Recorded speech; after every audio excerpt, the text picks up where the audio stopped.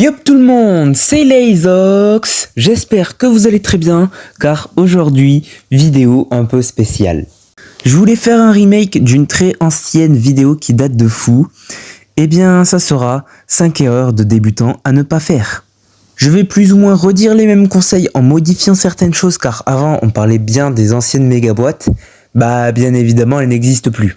Bref, sur ce, je vous souhaite un bon visionnage.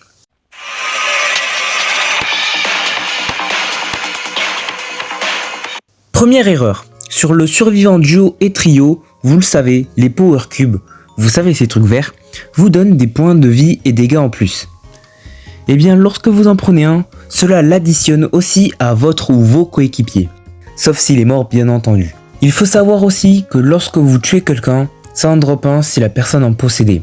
Bref, en gros ce que je veux dire, c'est que si imaginons vous êtes dans une situation où c'est la guerre de fous, et hop, vous finissez vivant mais pas vos potes, et qu'il reste plein de power cubes, attendez qu'ils reviennent pour qu'ils les reçoivent aussi. Vous le faites sauf s'il reste trop de gens autour. Bien entendu, faut pas vous mettre en danger aussi. Voilà, j'espère que vous avez compris. Deuxième erreur.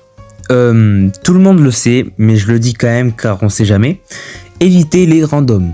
Qu'est-ce que c'est les randoms? En français, ça signifie aléatoire. Et ça veut tout simplement dire les alliés aléatoires. Parce que je vous promets qu'en général, c'est rare de tomber avec des bons joueurs. La plupart des randoms finiront en 2-9, vous allez devenir aveugle. Regardez ce que j'ai en général.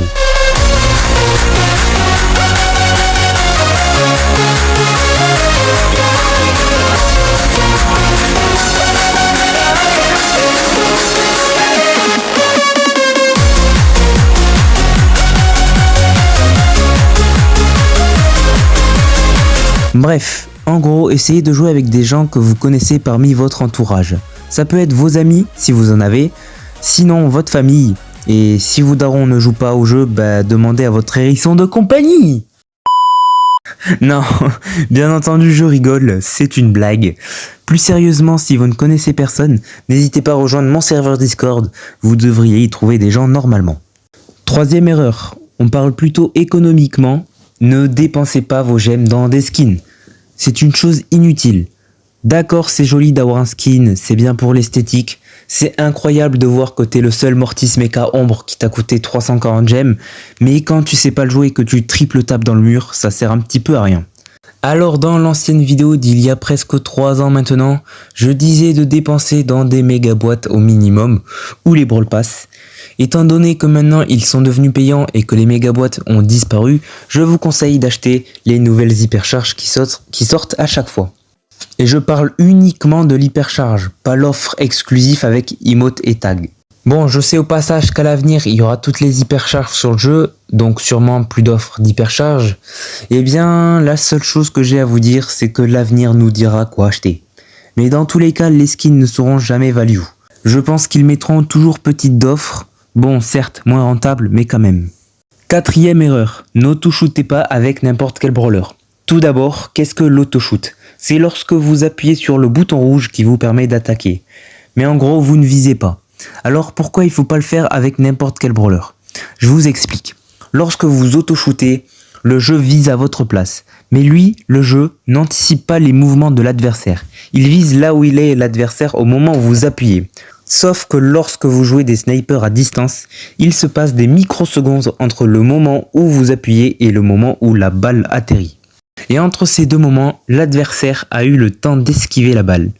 Donc en gros, ce que je veux vous dire, c'est qu'avec les snipers comme Polly, Belle, anticipez les mouvements de l'adversaire en visant. Mais lorsque vous jouez des corps à corps comme Shelly, Bull, vous n'avez pas vraiment besoin. Et attention, cela dépend aussi de la distance et de la vitesse du tir du brawler. Par exemple, Belle qui est un sniper qui a quand même un projectile assez rapide, donc certes longue distance, vous n'allez pas auto-shooter, mais à moyenne distance, vous pouvez vous le permettre. Cela viendra au fil du temps lorsque vous aurez appris les mécanismes de chaque brawler. Cinquième erreur, essayez d'apprendre les statistiques, gadgets, star power d'un maximum de brawlers. Cela peut changer des games. Exemple, Edgar qui saute sur un Brock, sauf que le Edgar, lui, il sait pas qu'il a un gadget qui jump. Donc du coup, il saute derrière le mur, il met un ulti et hop, plus d'Edgar. Cela peut valoir pour tous les brawlers quasiment. Bref, merci d'avoir suivi la vidéo, j'espère qu'elle vous aura plu. Si c'est le cas, on n'hésite pas à s'abonner, à liker. Et au passage, je voudrais bien faire d'autres remixes de vieilles vidéos, pour la nostalgie, comme ça. Juste, j'ai pas d'inspi et je sais pas quelle vidéo mettre. Donc si vous avez des idées, vous avez les commentaires. Voilà, c'était Laysox, à plus.